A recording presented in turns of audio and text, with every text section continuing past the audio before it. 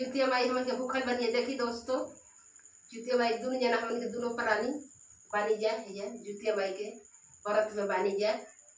एकदम लाइक follow comment share करिए दोस्तों कि आप लोग के इस बार मिलो।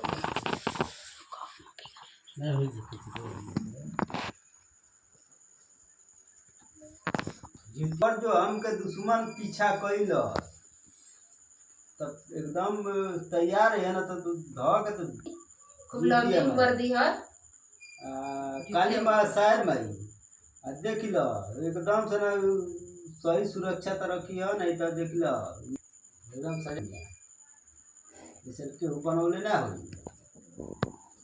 फ्रेंड के लंबी उम्र दे दोस्तों, एकदम लंबी उम्र। कुशल काम से सब नैहर ससुरा सब रहो, बेटी पतोह सब नात नतकुन।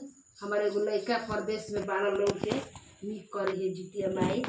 आपे से हम कहतनी है जुतिया माई, प्रार्थना करतनी बार बार नमन करतनी है जुतिया माई। हमारे एगो लड़का प्रदेश में बना, उनके अच्छा रखले रही है माई।